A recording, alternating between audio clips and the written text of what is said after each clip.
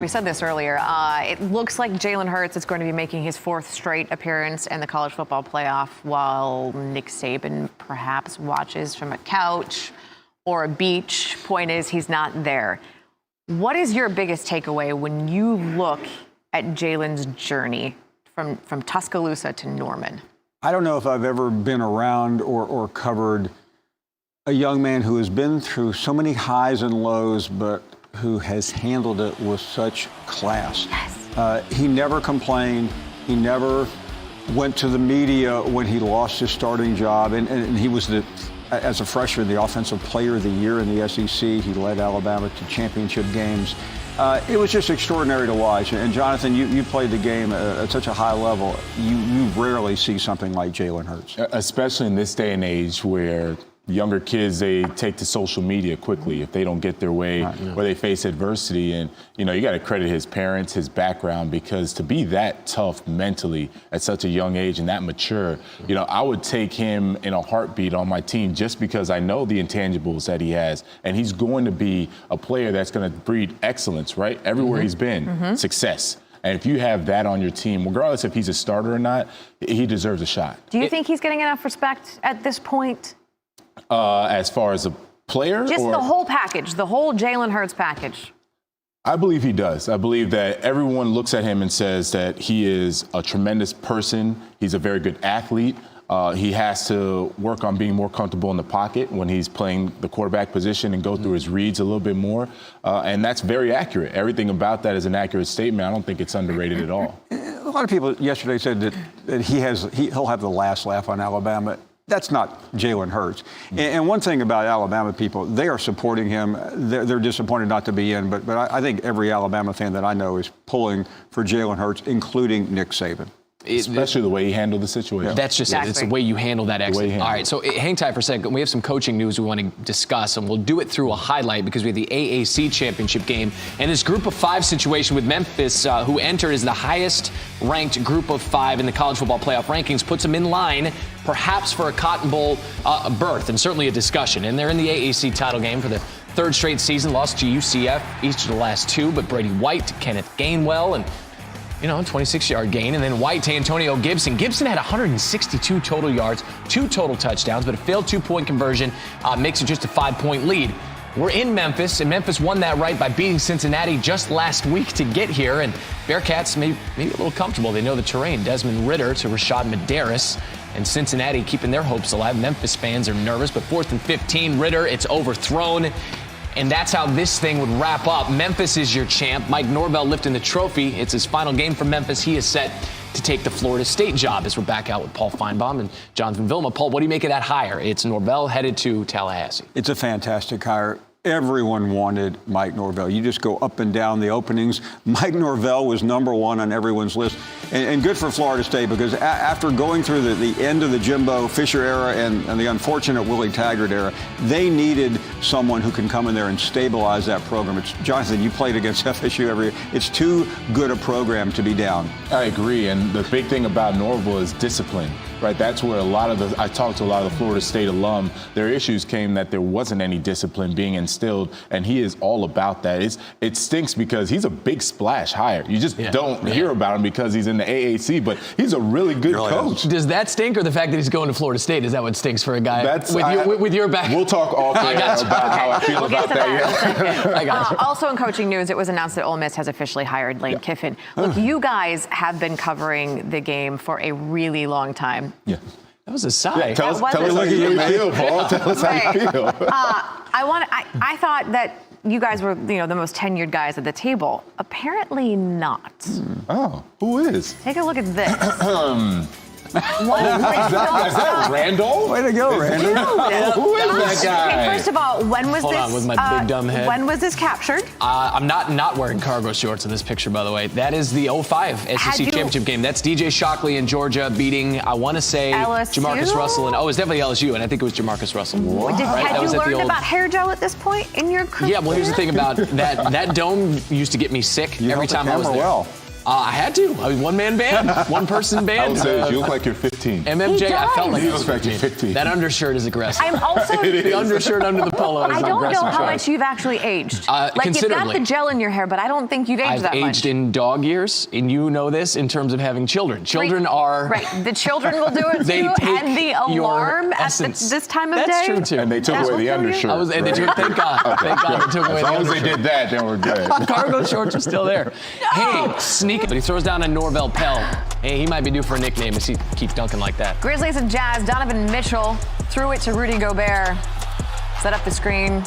Alley-oop from Donovan Mitchell. Gobert, there we go. 19 points, 11 rebounds. Thing of beauty. Good enough for the mixtape. All right, what about the best rejections? And it's Clint Capella rotating over, help side, strong side on Devin Booker. And then the wave after the fact, like, nah, man, whatever that was you're selling, you got to go next door. How about dimes? La Luca! He had 9 of these. Right pass. And then gives it to Dwight Powell, who, I mean, let's be honest. If you're going to get the ball in that way, you have to finish responsibly. All right, how about Ben Simmons, one of the most gifted passers in the league, to Tobias Harris. This was like right on, if the rim had a doormat, like a welcome mat, it was right there. And then wait, range? Sure. Are we kidding with this? No. Oh, No! Ben Simmons! They told him you need to take a 3 a game. Just one. Just one. That's his second career three-pointer. You have to keep me from shooting. He had 34 points and 7 assists. That just happened. All right, half-hour headlines. 3, 2, 1. Half-hour headlines Sunday morning. An ode to be a fly on the wall at House Briscoe last night, where the Badgers gave the Buckeyes all they could handle for a little bit. Normally melty cheese is good, but my cheese is a little melty and sad this morning because I thought there was a chance. I mean, the Badgers were up 21-7 at half and then 27 unanswered from Ohio State. Justin Fields, 3 touchdown passes. J.K. Dobbins, 172 yards rushing and a score. It is the 3rd straight Big Ten title for the Buckeyes and a 3rd straight win over a ranked opponent. Go ahead and read between the lines there. Ryan Day says his team has done enough to be number 1. Okay, well, the question now becomes, does LSU have enough on its resume? Because the Tigers took care of business against the Dogs in Atlanta. Joe Burrow got Heisman chance. You can see why. 349, 4 scores. He went Gettysburg Address here. He set the SEC single-season passing touchdown record at 48. Tigers boosting a resume that now has 5 wins over an AP Top 10 team this season. That was a 27-point win. Clemson was even better against Virginia in the ACC title game. Tigers by 45. 3rd largest margin of victory in championship game history, any conference. Tigers got 302 yards, 4 passing touchdowns from Trevor Lawrence. T-Law has 3 passing touchdowns for the 9th game this season. It's the 5th straight ACC title for Clemson. And in the best game of the day, Oklahoma over Baylor in overtime, and perhaps a slight jab thrown by Jalen Hurts. Not gonna lie, kind of like it. Quote, "It's not supposed to be easy." Hurts, 325 total yards and just 1 touchdown, just because it was the first game all season.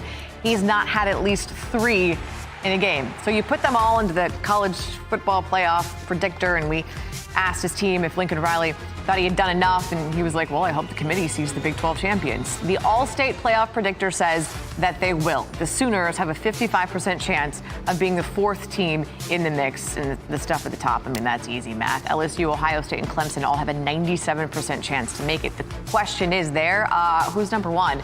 We'll all find out together, noon Eastern on ESPN. We'll bond. If Tiger Woods is watching this, it's probably from a plane.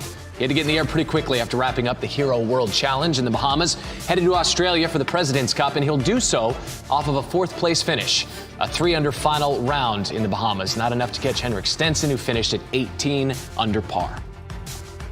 World heavyweight title. Think it. Come on. I just want to watch sun. All right. I want to watch sunshine. The world heavyweight title is back in the hands of Anthony Joshua, a unanimous decision, and it wasn't even close. I mean, the rematch against Andy Ruiz Jr., Joshua's timing was better, so was his movement. Ruiz says he didn't prepare like he should have. He also came into the fight 15 pounds heavier than the initial fight in June. Okay, you could pick your headline in the Avalanche win over the Bruins. Colorado won 4-1 over a team in Boston that had been riding a 17-game home point streak to open the season. So Now the Avs have a 14-game point streak of their own at TD Garden. Avs reaching the 40-point mark in fewer than 30 games for just the third time since they relocated to Denver in 1995. And we're not saying the Bruins let the city of Boston down, because the Patriots play in Foxborough, so you could throw that city in there in the letdown as well. Because it was the first time that the Bruins, the Celtics, or Patriots lost a home game in regulation during their respective seasons. All right, it had been 70 days since a Boston team lost a home game. September 28th, Red Sox lost to the Orioles. That's insane. Yeah, a little bit. You weren't too excited about that as well. In college hoops, Maryland's path to getting the win over Illinois was a little bit like a toddler eating a full plate of spaghetti. Like, you know, the kind that you need like the full body smock. Gotcha. It was messy. Yes.